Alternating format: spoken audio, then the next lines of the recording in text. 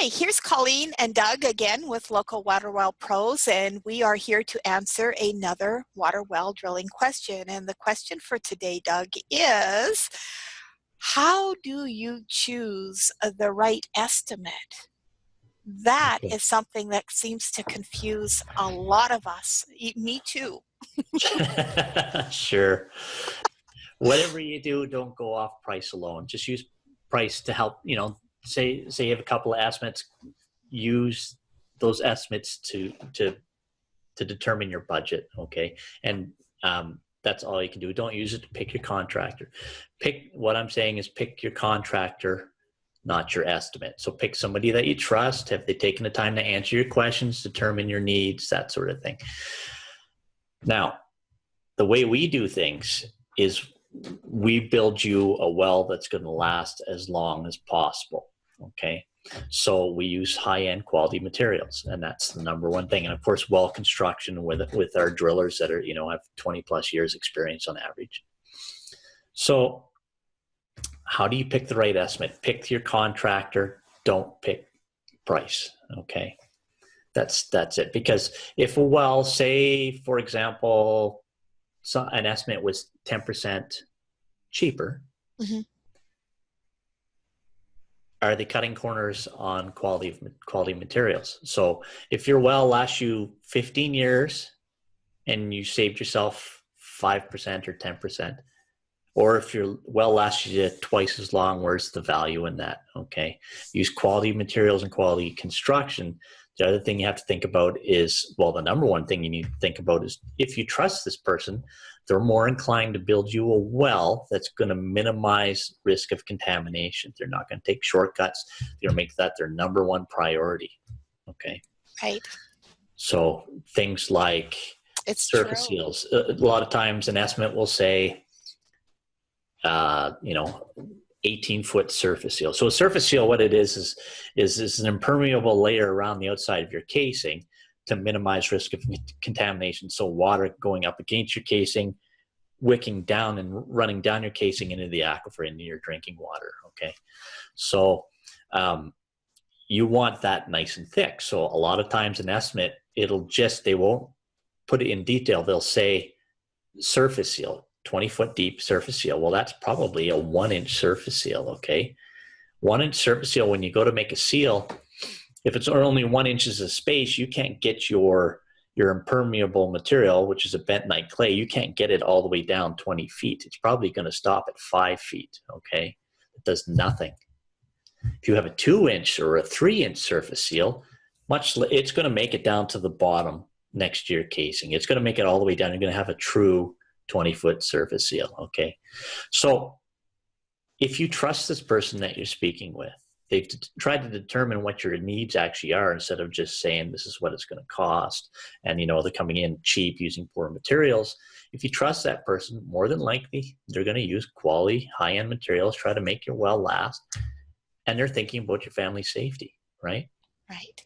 Because it's not a run it and gun it kind of thing. You're not going to throw a well in there and leave it and not support you and that sort of thing. If you're working with somebody that you trust, like for me, I give my cell number out, call me at home, what have you, you have an issue. Yes. Okay. We want to look after people. So we try to build some trust and explain things to them. So just pick your contractor based on trust, not on price. Yeah. And that, I've seen that over the years so often too, Doug. You brought up a lot of memories here for me where, I've dealt with a lot of real estate and water wells over the years, because I've got a real estate background as well. Just because a well is contaminated, it doesn't mean that it's definitely going to make somebody sick.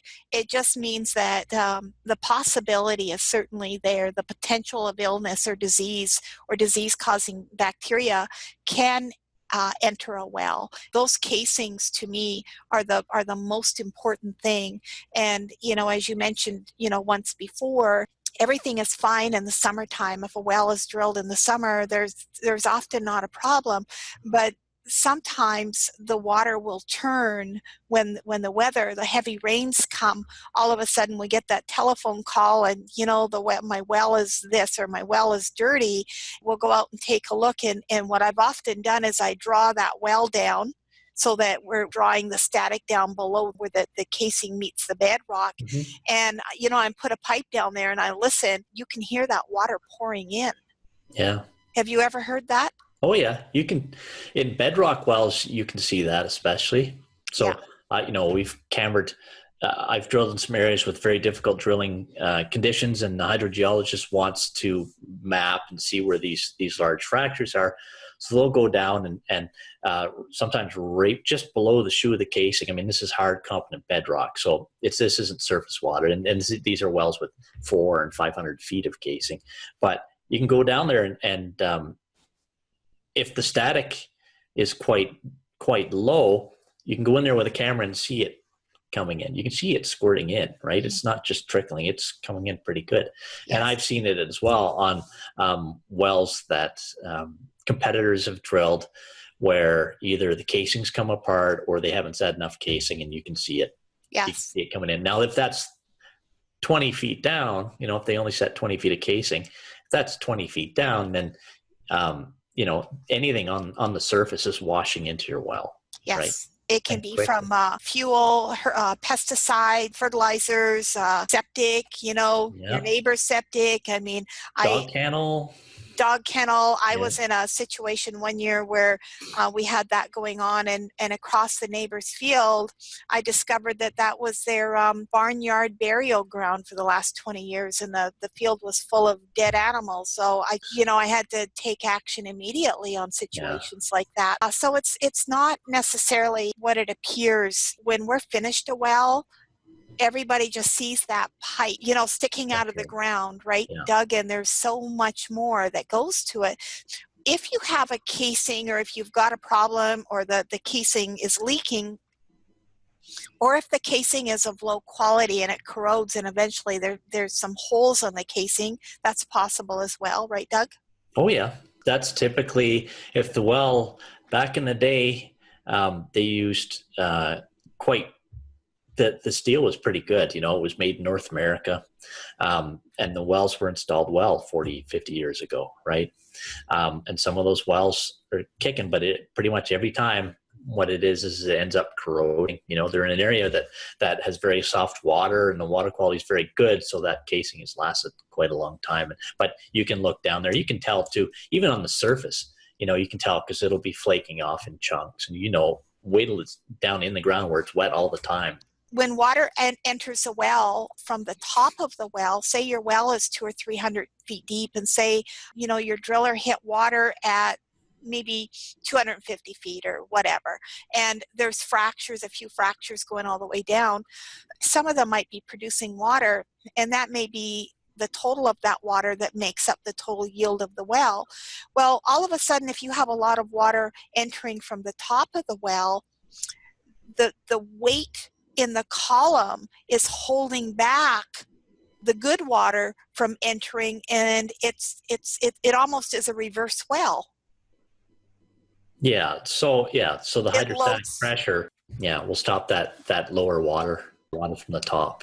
And so it's just loading up from the top. What have you got? You don't know what you've got. So like I say, anybody that hasn't heard of Walkerton might read up on that. That was just a horrendous tragedy. And a lot of times this can be prevented if things are done properly. It's much more than just a hole in the ground. And also a lot of these problems won't show up. A lot of water wells don't have problems. It's not like every water well has a problem.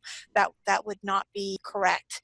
But enough of them do, and quite often when the problems show up is, say you go and put your property on the market, and nowadays most people often want some kind of an inspection done, and the banks want water samples, and so here you are, the 11th hour, you've got an offer on the property, you think that everything is okay, and bang, in comes the water test, in comes the report.